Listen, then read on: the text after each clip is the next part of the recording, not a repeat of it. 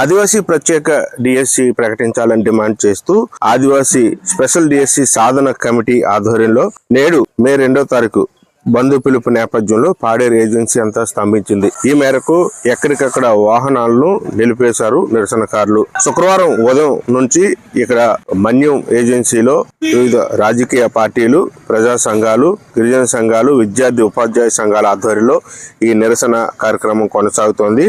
ఇప్పటికే పాడేరు పట్టణం అంతా పూర్తిగా నిర్మానుష్యంగా మారింది. పాడేరులో ఉన్న పలు దుకాణాలు స్వచ్ఛందంగా మూసివేసి బంద్కు తమ మద్దతును తెలిపివేశాయి. పట్టణంలో ఎక్కడికక్కడ వాహనాలు నిలిచిపోవడంతో పోలీసులు కొంతమేర అక్కడ క్లియర్ చేసే పనులు నిర్వహిస్తున్నారు.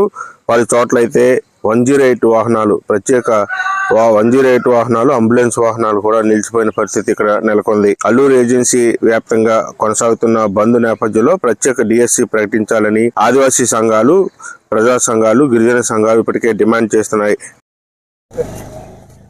రాష్ట్రంలో గిరిజనులకు 100% రిజర్వేషన్ పై గత ప్రభుత్వం అన్యాయం చేసిందని చెప్పి రాష్ట్ర ముఖ్యమంత్రి స్వయంగా ప్రకటన చేసి మా ప్రభుత్వం ఇస్తే మేము ఇస్తామన్నారు.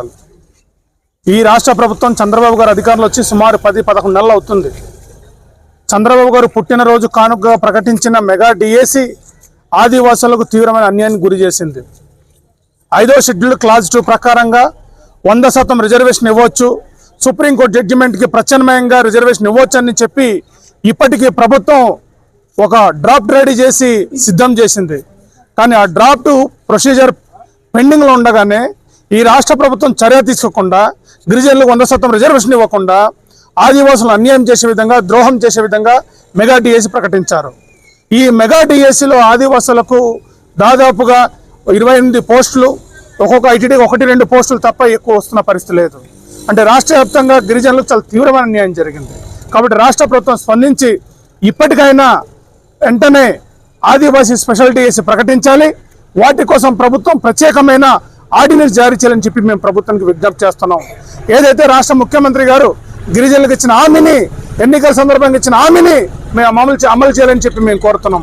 ఎందుకంటే రాష్ట్రంలో అత్యున్నతమైన అనుభవజ్ఞుడైన ఒక ముఖ్యమంత్రిగా రాష్ట్రంలో ఉన్నారని చెప్పి ప్రజలందరూ హర్షిస్తున్న ఈ పరిస్థితిలో గిరిజన ప్రజానీకానికి ఇచ్చిన హామీని అమలు చేసుకోకపోతే ఇది చాలా అన్యాయం జరుగుతుంది.